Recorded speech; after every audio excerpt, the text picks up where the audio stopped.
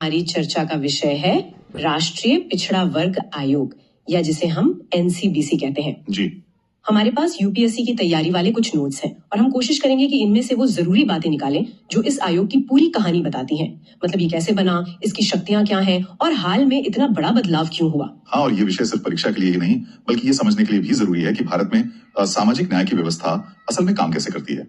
तो चलिए इस आयोग की जो कॉन्स्टिट्यूशनल जर्नी है उसे समझते हैं। अच्छा, तो सबसे पहली और शायद सबसे चौंकाने वाली बात इन नोट्स में ये है कि एनसीबीसी हमेशा से एक संवैधानिक संस्था नहीं थी। आपने बिल्कुल सही पकड़ा। इसका मतलब शुरुआत में इसके पास आज जितनी ताकत नहीं थी। बिल्कुल नहीं। 1993 में जब ये बना तो ये सिर्फ एक स्टैट्यूटरी बॉडी थी, मतलब संसद के एक साधारण से कानून से बनी संस्था। अच्छा। असली बदलाव तो आया 2018 में 102वें संविधान संशोधन से। इस संशोधन ने संविधान में एक नया अनुच्छेद आर्टिकल 338B जोड़ा और बस उसी ने एनसीबीसी को संवैधानिक दर्जा दे दिया। संवैधानिक दर्जा मिलने का मतलब तो ये हुआ कि अब इसे हटाना या इसकी शक्तियों को कम करना बहुत मुश्किल है। जी, अब ये राष्ट्रीय अनुसूचित जाति और जनजाति आयोगों के बराबर आ गया। तो इस आयोग में कौन लोग होते हैं? नोट्स में इसकी संरचना का जिक्र है। हाँ, इसमें एक अध्यक्ष, एक उपाध्यक्ष और 3 अन्य सदस्य होते हैं। और इन सभी की नियुक्ति वो राष्ट्रपति करते हैं। ये संरचना मतलब ये पक्का करती है कि इसमें सामाजिक और शैक्षिक क्षेत्रों के विशेषज्ञ शामिल हों। ठीक है, तो अब आते हैं सबसे दिलचस्प सवाल पर।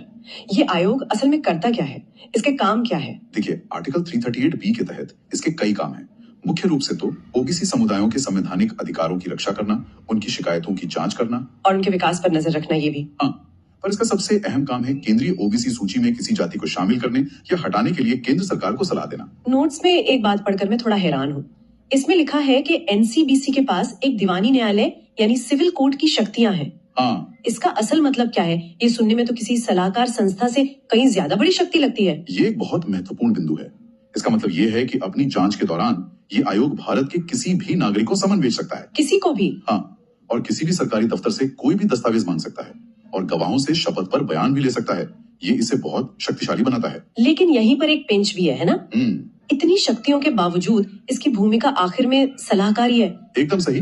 ये अपनी जांच के आधार पर सरकार को सिफारिशें भेज सकता है, लेकिन उन सिफारिशों को मानना या ना मानना वो पूरी तरह से केंद्र सरकार पर निर्भर करता है। और शक्तियों का यही टकराव शायद हमें हाल के एक और बड़े संवैधानिक बदलाव पर ले आता है। आप 105वें संशोधन की बात कर रही हैं? हाँ, तो 102वें संशोधन ने इसे केंद्र में तो बहुत ताकत दी, पर क्या इसका राज्यों पर कोई असर हुआ?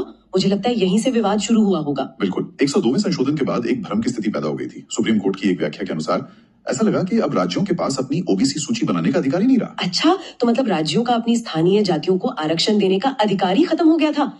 ये तो बहुत बड़ा मुद्दा है। हाँ, और इसी भ्रम को दूर करने के लिए 2021 में 105वां संविधान संशोधन अधिनियम लाया गया। ठीक है। इसने साफ कर दिया कि राज्य अपनी जरूरतों के हिसाब से अपनी ओबीसी सूची बना सकते हैं और एनसीबीसी की भूमिका मुख्य रूप से केंद्रीय सूची के लिए ही होगी। अब ये मामला ज्यादा साफ हुआ, लेकिन किसी भी जाति को लिस्ट में डालने का आधार क्या होता है? अब वो डेटा ड्रिवन बैकवर्डनेस पर जोर है।